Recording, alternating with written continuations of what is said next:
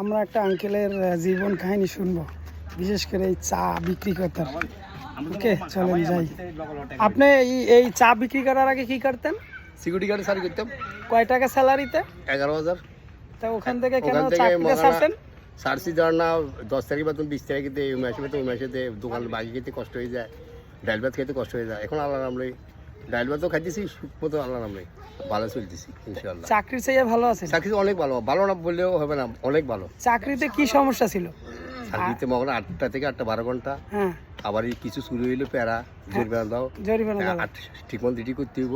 হুম, ঈদ নাই, সাল নাই, রাত নাই, মানে 12 ঘন্টা ডিউটি করে দিতে আর ব্যবসা নিজের স্বাধীনভাবে করা যায়। এই 10টা আসি সকালে পোলা আসলে 8টা বাজে, আমি 10টা আইলাম, 11টা আইলাম, আর মানে সারাদিন রইলাম, দুপুরে যা গোয়ার ভাত খাইলাম, একটু জিরেলাম।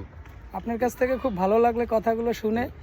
যারা যারা চাকরি করেন, বিশেষ করে ছোট ছোট, মানে কোনো বড় লেভেলের না, ছোট অ্যামাউন্ট,